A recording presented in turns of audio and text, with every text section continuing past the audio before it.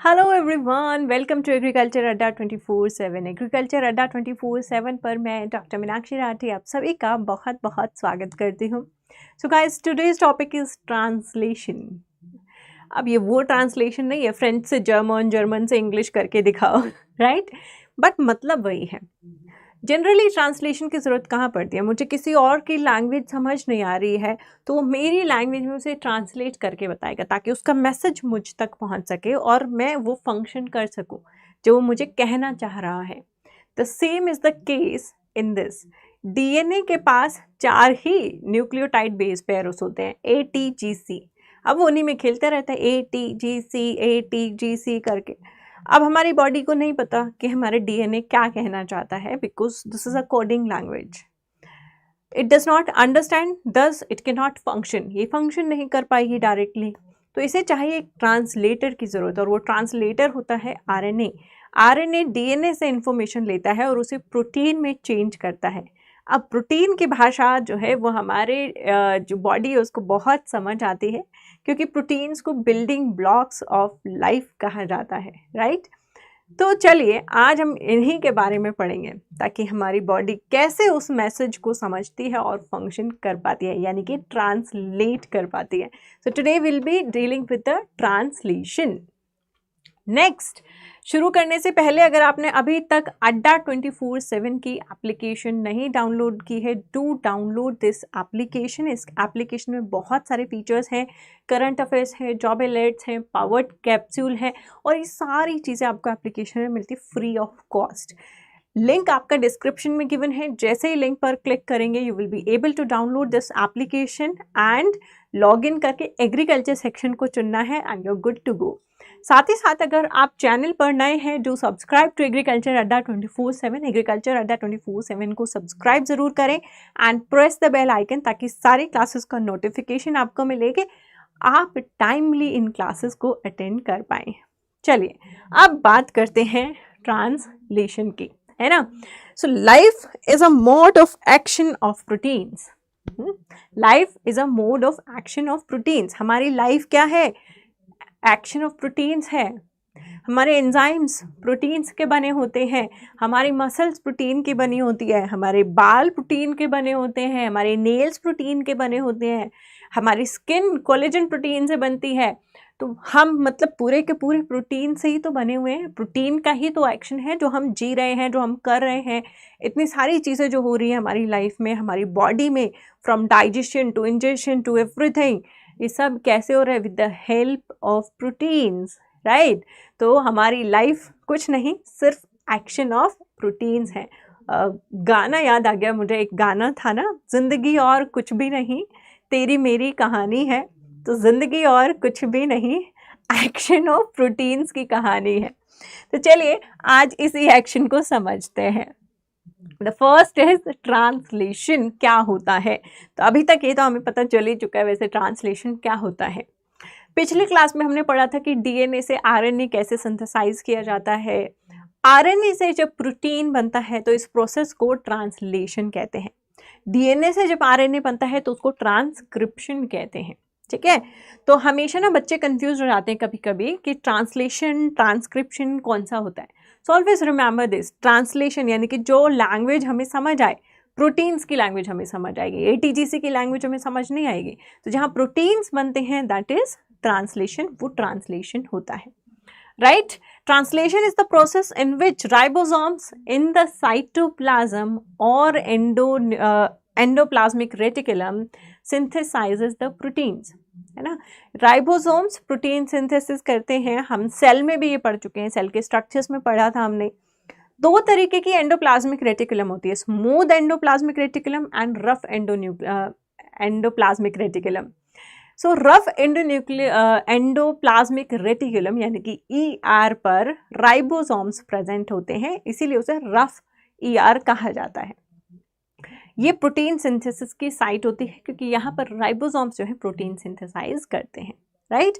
Smooth endoplasmic reticulum fatty acid synthesize करती है क्योंकि तो वो स्मूथ होती है। जो ऑयल होता है वो चिकना चिकना होता है, घी चिकना चिकना होता है, तो फैटी एसिड्स चिकने चिकने होते हैं, तो वो स्मूथ एंडोप्लाज्मिक रेटिकुलम से बनाए जाते हैं, राइट? प्रोटीन सिंथेसिस प्रोसेस शुरू होता है from DNA to RNA to making a long not list long chain of amino acids as a protein. Protein क्या है? अमाइनो एसिड्स को जोड़ते जाइए प्रोटीन बन जाता है, जैसे कि न्यूक्लियोटाइड को जोड़ते जाइए डीएनए बन जाता है। तो अमाइनो एसिड्स को जोड़ने से क्या बनता है? प्रोटीन बन जाता है, राइट। चलिए नेक्स्ट, इस प्रोसेस के कुछ की पॉइंट्स हम देख लेते हैं। तो first is the site. Site कहाँ है? साइटोप्लाज्म में है।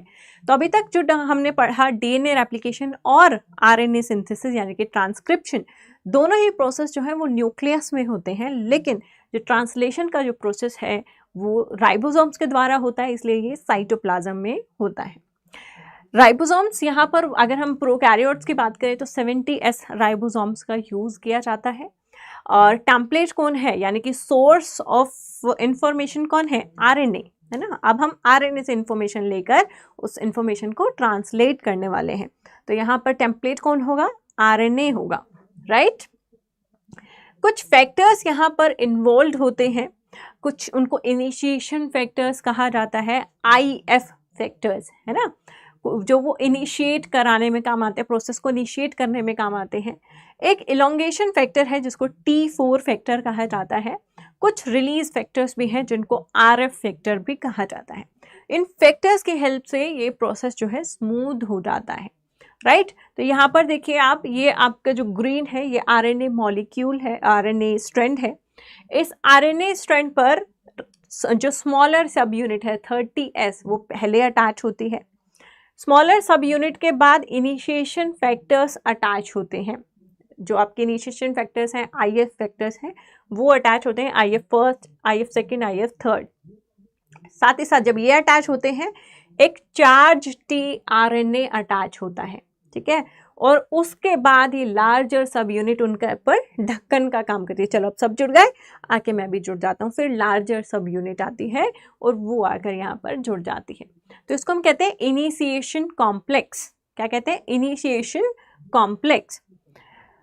यहाँ पर आप देखो दोबारा यही चीज दिखाई हुई है। यहाँ पर mRNA है, जो आपका इनिशिएशन फैक्टर 1 है, IF फैक्टर 1, वो असिस्ट करता है किसको? IF2 को बाइंड करने के लिए। IF फैक्टर 1 का काम सिर्फ इतना ही है कि वो IF फैक्टर 2 को असिस्ट करता है बाइंड करने के लिए, ठीक है। और IF3 का क्या काम है? इट कीप्स द लार्ज और स्मॉलर सब यूनिट्स अपार्ट। अगर लार्ज यूनिट यहाँ पे पहले जुड़ जाएगी तो प्रोसेस ठीक से नहीं हो पाएगा। भाई पहले यहाँ का काम पूरा होने दो, है ना। तो यहाँ काम पूरा हो तब तक ये सब यूनिट आके ना जुड़े, इसके लिए IF3 हेल्प करता है, इनिशिएशन फैक्टर 3 हेल्प करता है, ठीक है। तो ये आपके जो है दो इनिशिएशन फैक्टर्स हैं, राइबोसोमल सब यूनिट्स हैं, है ना। और ये आपका IF2 फैक्टर है। IF2 फैक्टर क्या करता है? ये रिकॉग्निशन में हेल्प करता है ना। कहाँ पर अटैच होना है, वो रिकॉग्निशन साइट कौन सी है, उसके लिए IF2 हेल्प करता है। IF1 IF2 को हेल्प करता है, ठीक है। और IF3 लार्जर सब यूनिट को दूर रखने के लिए हेल्प करता है। तो ये इन तीनों के फंक्शंस हैं। मूविंग अहेड, नाउ कहाँ से हमारा ये प्रोसेस शुरू होता है? तो शुरू होता है स्टार्ट कोडॉन से। कोडॉन क्या होते हैं पहले मैं आपको ये बता देती हूँ, right. So codons are your RNA, है ना, ये आपका RNA है। इस RNA मॉलिक्यूल पर सीक्वेंसेस हैं जो DNA से लिया है इसने, राइट। जहां भी AUG सीक्वेंस आ जाता है ना, इसको स्टार्ट कोडॉन बोलते हैं। यानी कि देखिए ये आपके RNA है, AUG, AUT, GGCC, इस पर कोई भी सीक्वेंस होगा, राइट, जो इसने कहाँ से लिया है? DNA से लिया है, DNA टेम्पलेट से लिया है, राइट। अब यहाँ पर इनको ट्रिपलेट में रीड किया जाता है, इनकी 3 के पेयर नहीं बोलेंगे, ट्रिपलेट में ही रीड किया जाता है ना। तो हम इसको रीड करते हैं AUG, AUT, GGC, इस तरीके से 3 को एक साथ रीड करते हैं। इसकी मशीनरी कुछ ऐसी है ना, कि ये 3 को एक साथ रीड करती है। तो जहाँ 3 की रीडिंग में AUG आ जाता है उसको स्टार्ट कोडॉन कहते हैं, कि यहाँ से प्रोटीन सिंथेसिस स्टार्ट होता है। उसके बाद 2 स्टॉप कोडॉन, 3 स्टॉप कोडॉन भी होते हैं, UAA, UAG एंड UGA। ये चेन टर्मिनेशन करते हैं, यानी कि चेन को कहाँ रुकना है, कहाँ टर्मिनेट होना है, कहाँ स्टॉप होना है, वो काम यहाँ पर किया जाता है स्टॉप कोडोन्स के द्वारा। ठीक है, तो क्योंकि हमेशा स्टार्ट कोडोन AUG होता है, इसीलिए हमेशा पहला अमाइनो एसिड N-फॉर्माइल मेथियोनिन होता है। ये क्यों? क्योंकि ये जो कोडोन्स होते हैं, हर एक कोडोन, हर एक ट्रिपलेट एक पर्टिकुलर अमाइनो एसिड को जो है सिंबलाइज करता है ना। तो अगर AUG है, हमेशा स्टार्ट कोडोन वही रहेगा, तो हमेशा अमाइनो एसिड भी सेम रहेगा, और वो अमाइनो एसिड होता है मेथियोनिन। ठीक है, तो स्टार्ट अमाइनो एसिड सबका सेम होता है, that is methionine. Translation speed की अगर हम बात करें तो 60 न्यूक्लियोटाइड्स पर सेकेंड के हिसाब से ये ट्रांसलेशन हमारे सेल्स में होता है।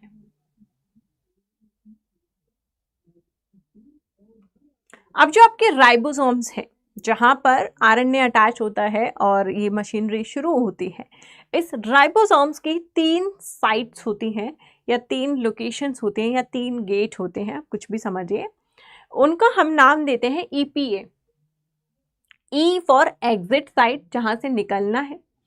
P फॉर पेप्टाइडाइल साइट, जहां पर पेप्टाइड आकर जुड़ता है, फर्स्ट पेप्टाइड आकर जुड़ता, अमाइनो एसिड आकर जुड़ता है।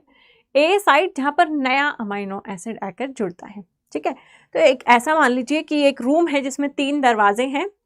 एक रूम से, एक गेट से पहला बंदा आता है, दूसरे गेट से दूसरा बंदा आता है, और एक एग्जिट गेट है। ठीक है, फिर पहला बंदा, जो पहला बंदा था वो एग्जिट गेट से बाहर निकल जाता है, दूसरा बंदा इसकी पोजीशन पे आ जाता है, इस गेट से एक और नया बंदा आ जाता है।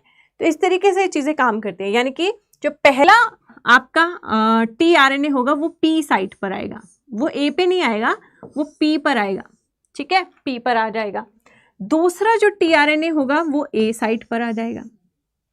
ठीक है, जब दूसरा आ जाएगा ना, तो कहेगा अब तुम काम करो, मैं रिटायर हो गया, मैं चलता हूं।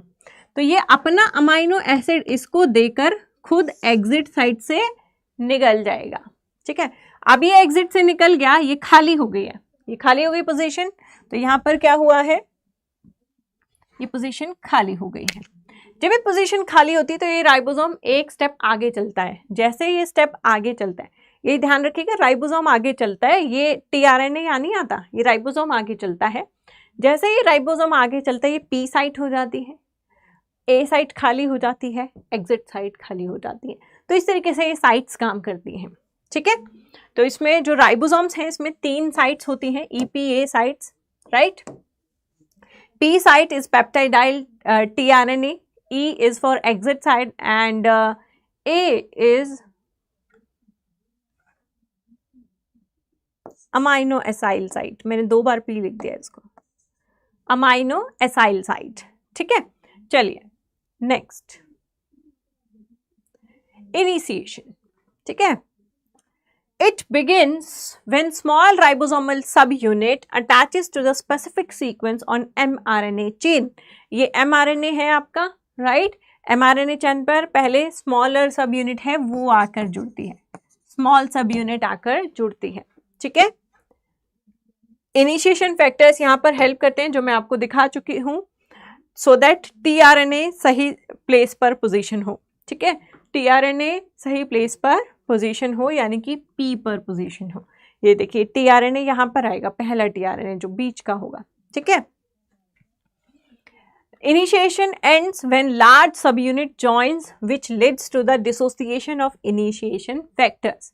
तो यहाँ पर पहले सब यूनिट जुड़ती है, मैं आपको पहले दिखा चुकी हूँ पीछे, but we will go back here, है ना। तो पहले स्मॉल यूनिट जुड़ती है, फिर ट्रांसक्रिप्शन फैक्टर्स जुड़ते हैं, फिर ये फर्स्ट AUG स्टार्ट कोडोन पर आकर आपका tRNA जुड़ता है, जिसके पास यहाँ पर एक अमाइनो एसिड है ना, मेथियोनिन।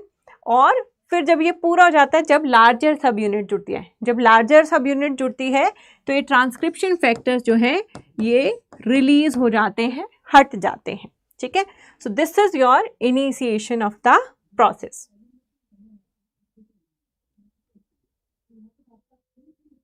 Next, elongation. तो इलोंगेशन कैसे होती है ना।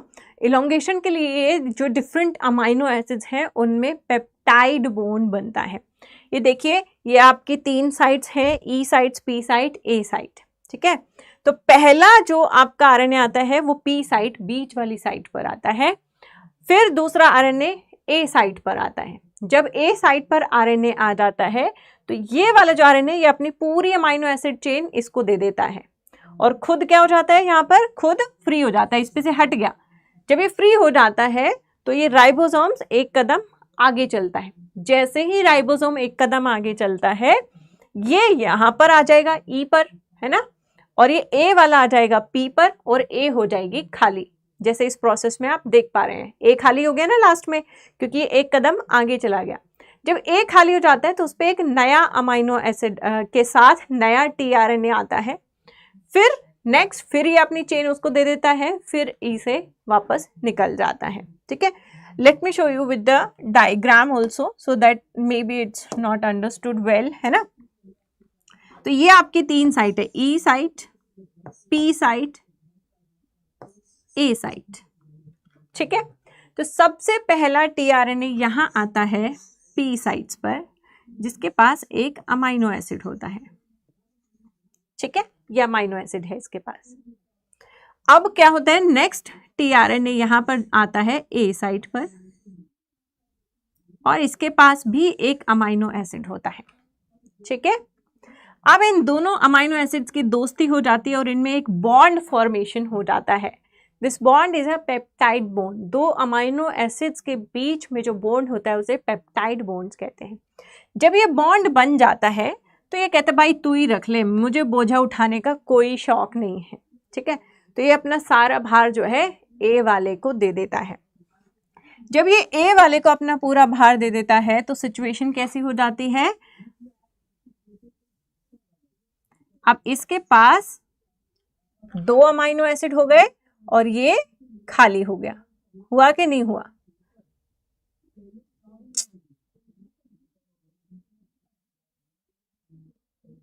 है ना, तो इसके पास यहां पर 2 अमाइनो एसिड हो गए और ये खाली हो गया। जब ये हो जाता है तो ये राइबोसोम एक कदम आगे मूव करता है। जब ये राइबोसोम आगे मूव करता है तो अब ये हो जाती है ई साइट, ये हो जाती है पी साइट और ए साइट हो जाती है खाली। ए साइट हो जाती है खाली क्योंकि राइबोसोम एक आगे कदम मूव कर गया। अब जो ई एग्जिट साइट पे आ गया वो बाहर निकल जाता है, इसका काम खत्म, ये बाहर निकल गया। पी वाला अभी भी खड़ा है बेचारा, कोई आएगा इंतजार में जो मेरा भार शेयर करेगा, है ना, तो ये बेचारा इंतजार में खड़ा है। अब एक और आरएनए आता है टीआरएनए। ठीक है, इसके पास अपना अमाइनो एसिड होता है। अब ये अपनी चेन किसको दे देता है, इस वाले को दे देता है। ठीक है, तो बड़ा स्लो रिस्पॉन्स कर रहा है हमारा बोर्ड।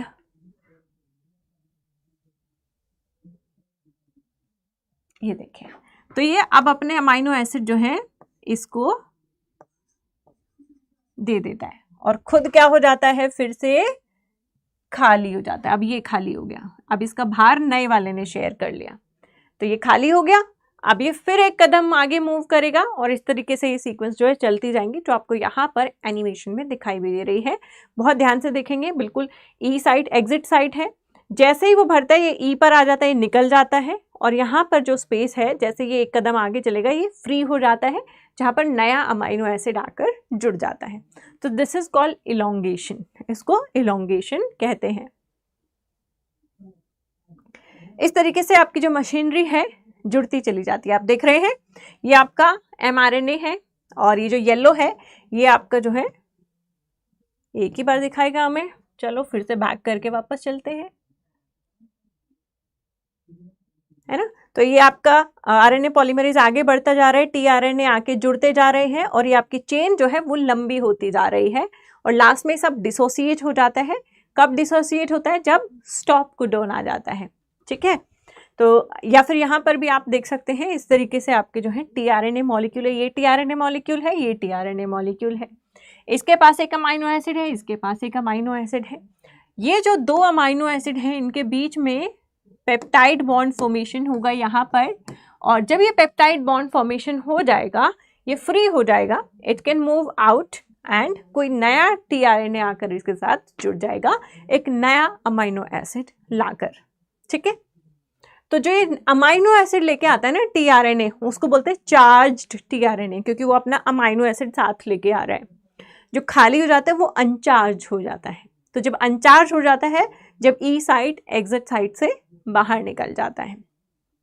ठीक है, तो पेप्टाइड बॉन्ड फॉर्मेशन मैंने आपको बता दिया है। ये एक पेप्टाइडाइल ट्रांसफरेज एंजाइम की हेल्प से कैटेलाइज हो सकता है एंड प्रोसेस जो है फास्ट हो सकता है। Next, termination. तो टर्मिनेशन कैसे होता है? टर्मिनेशन के लिए हमें होती है स्टॉप कोडॉन की जरूरत, राइट?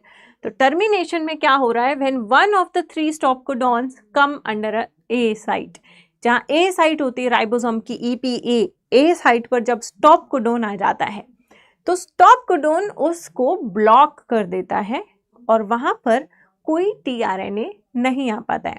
इस सिचुएशन को देखिए, देखिए ये आपकी ई साइट है, पी साइट है, ए साइट है। ठीक है, ये राइबोसोम की साइट है, ये आपका mRNA है, राइट? इस तरीके से। तो जब ए साइट पर आपका स्टॉप कोडॉन आता है, स्टॉप कोडॉन क्या है? UAA, है ना? ए साइट पर आपका ये स्टॉप कोडॉन आ गया, UAA आ गया RNA के ऊपर। तो यहाँ पर प्रोसेस स्टॉप क्यों होता है, समझिए इस बात को। यहाँ P पर एग्जिट साइट पर तो कोई है नहीं, है ना? P पर आपके पास टीआरएनए है और उस टीआरएनए के ऊपर लॉन्ग अमाइनो एसिड्स की चेन चिपकी हुई है। ठीक है, ये चेन चिपकी हुई है। अब नेक्स्ट क्या होने वाला था? नेक्स्ट होने वाला था कि यहाँ पर भी कोई टीआरएनए आता और ये अपना भार उस टीआरएनए को शिफ्ट करके ई साइट से बाहर निकल जाता, लेकिन यहाँ पर कोई आता ही नहीं है। क्यों नहीं आता है? क्योंकि ऐसा कोई टीआरएनए नहीं है जिसकी जो सीक्वेंस है वो UAA, UGA या UAG से कॉम्प्लीमेंट करती हो। समझ रहे हैं? कोडॉन्स और एंटीकोडॉन्स, ये जो आपका mRNA है इनको कहते हैं कोडॉन्स। जो टीआरएनए के ऊपर ये जो सीक्वेंस होता है इनको कहते हैं एंटीकोडॉन्स। तो जैसे कि UGUA है, ठीक है, तो आपके उसमें होगा G C से बाइंड करेगा, U A से बाइंड करेगा, A U से बाइंड करेगा।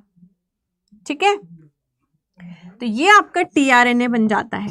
This is your tRNA. तो इनको बोलते हैं एंटीकोडॉन। क्या बोलते हैं? एंटीकोडॉन।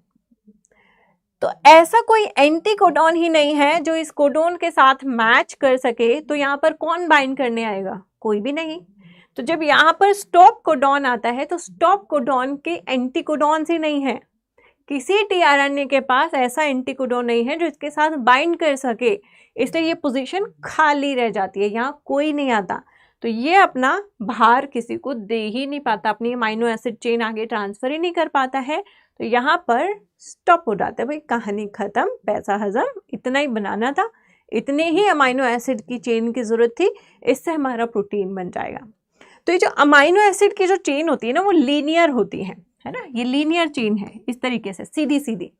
ये डायरेक्टली एज अ प्रोटीन नहीं होती है ना। प्रोटीन के डिफरेंट स्ट्रक्चर्स होते हैं, primary structure, secondary structure, tertiary structure.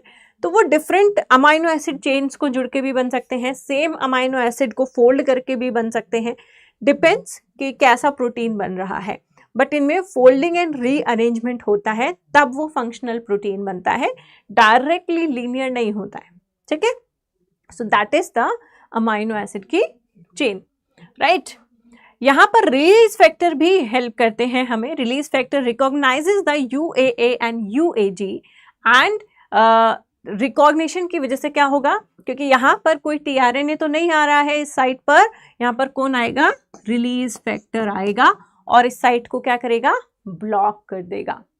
अब ये रिलीज फैक्टर ने अगर ये साइट ब्लॉक कर दी है तो अगर कोई आके जुड़ना भी चाहे, है ना, कोई टीआरएनए कह दे कोई बात नहीं मेरी मैच तो नहीं हो रही लेकिन मैं चला जाता हूँ, तो वो केस भी नहीं हो सकता है, क्योंकि यहाँ पर रिलीज फैक्टर ने इस साइट को ब्लॉक कर दिया है।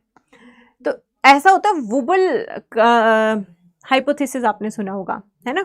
वुबल हाइपोथेसिस में क्या होता है कि जैसे कि यहाँ पर कोडॉन GUA है तो यहाँ पर एंटिकोडॉन तो होना चाहिए CAU एक्चुअली आइडियली, लेकिन मान लीजिए यहाँ पर U की जगह कुछ और है, G है।